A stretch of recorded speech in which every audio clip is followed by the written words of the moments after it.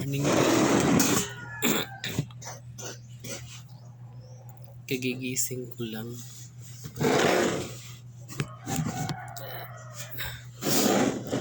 Kasi pasok na naman tayo.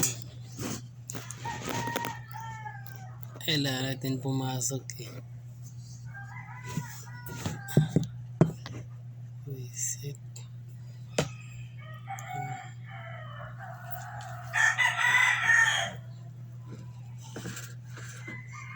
Kain tayo. Ganito yung routine ko lagi. Pagising sa umaga, kakain, tapos pasok sa trabaho.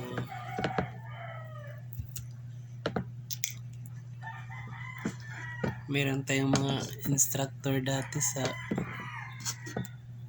sa paaralan natin. Nakita ko sa pinagtrabahoan ko ba, sinabi sa akin na ba't daw doon ako nagtrabaho, wala daw namang promotion. Diba? Meron talaga mga instructor natin dati sa college, tapos in-underestimate ka, pero okay lang yun, parte yan ng buhay natin eh. Buhay natin, may mga tao talagang mapanghusga.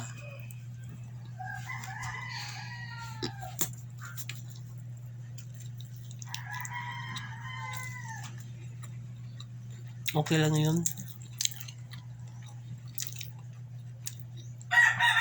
Yung sinasabi, ba't daw ako nagtatrabaho, wala daw namang promotion. I accept that. Pero dapat hindi ganun. At least matinong trabaho, 'di ba?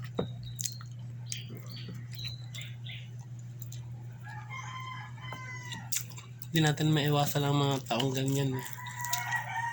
Parang na-shock pa siya nung pagpunta niya sa pinagtrabahuan ko ba. Ang sabi niya, ba't dito ka nagtatrabaho? Wala namang promotion dito. Nag-greet pa ako sa kanya, good morning ma'am. Pero yun, parang pinagalitan pa ako kung ba't ako doon nagtrabaho. Shout out pala sa instructor ko dyan. Instructor ko sa college. Okay lang yan ma'am, at least matinong trabaho.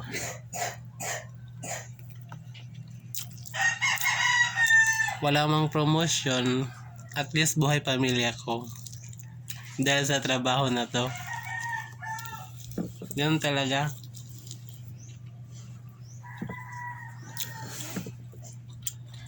Sa mundo, maraming mapanghusga.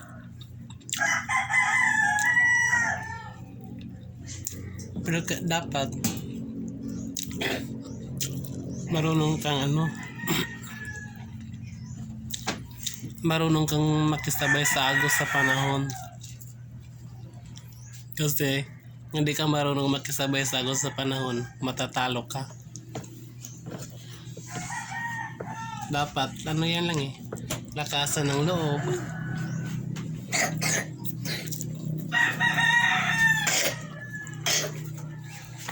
Hindi ka talaga malakas, tatalo ka sa buhay.